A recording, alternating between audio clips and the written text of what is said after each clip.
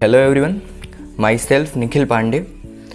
Today I will discuss about the why do we apply paint on iron articles, है ना। Iron articles जो कि iron के बने हुए कोई भी चीज़ें होती हैं उसके ऊपर आप पेंट प्रोवाइड क्यों करते हो। तो आपको एक सबसे कॉमन सा फंडा बिल्कुल बेसिक सा याद ही होगा कि आयरन आर्टिकल्स को जो है प्रिवेंशन किससे चाहिए होती है, रस्टिंग से। Iron articles are painted to prevent them from rusting. अगर हम पेंट नहीं करेंगे तो रस्ट हो जाएगा। तो एक बार समझ लेते हैं, व्हेन लेफ्ट अनपेंटेड, अगर हमने आयरन आर्टिकल को अनपेंटेड रख दिया है, इट मीन्स उसके ऊपर कोई भी पॉलिश या फिर कोई भी पेंट प्रोवाइड नहीं किया है, in that case the metal surface comes in the contact with the atmospheric oxygen, है ना। तो वो उस टाइम पे क्या होगा कि एटमॉस्फियरिक ऑक्सीजन के कांटेक्ट में आ जाएगा आपका जो मेटल है वो। तो इसके प्रेजेंस में जो एटमॉस्फियरिक ऑक्सीजन है और प्रेजेंस ऑफ मॉइस्चर, ये मॉइस्चर जो है वो वातावरण में जो नमी रहती है, वाटर का थोड़ा सा अमाउंट रहता है, उसको बोलते हैं। तो ये मॉइस्चर और ये एटमॉस्फेरिक ऑक्सीजन दोनों मिल करके आयरन को आयरन ऑक्साइड में कन्वर्ट कर देंगे। तो यहाँ पे आपको ये आयरन के सामने जो 3 दिख रहा है ना, इट मीन्स दैट कि यहाँ पे फेरिक ऑक्साइड क्रिएट होगा। Iron is a transitional element. तो ट्रांजिशनल के 2 फॉर्म होते हैं आपके, एक तो होता है फेरस, एक होता है फेरिक। फेरस और फेरिक में इतना ही डिफरेंस है कि फेरस का जो ऑक्सीडेशन स्टेट है, इट मीन्स उसका जो चार्ज है वो होता है 2+ और फेरिक में है आपका 3+। ठीक है। तो आगे है कि दैट आयरन ऑक्साइड, जो आयरन ऑक्साइड आपका यहाँ पे क्रिएट हुआ है, वो आयरन ऑक्साइड क्या होता है, रेडिश ब्राउन इन कलर।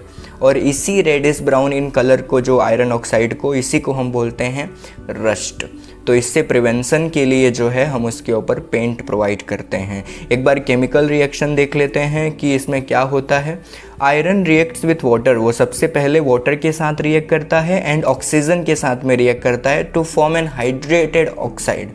तो हाइड्रेटेड आयरन ऑक्साइड का मीनिंग ये है कि यहाँ पे आयरन ऑक्साइड तो होगा ही, बट उसके साथ में हाइड्रोजन भी होगा। It means to say that कि वो बेसिकली आयरन हाइड्रोक्साइड प्रोवाइड करेगा, है ना। और 3 जो यहाँ पे आयरन के सामने लिखा हुआ है, इट मीन्स वो कि फेरिक ऑक्साइड क्रिएट करेगा, राइट, जिसकी वैलेंसी 3 होगी।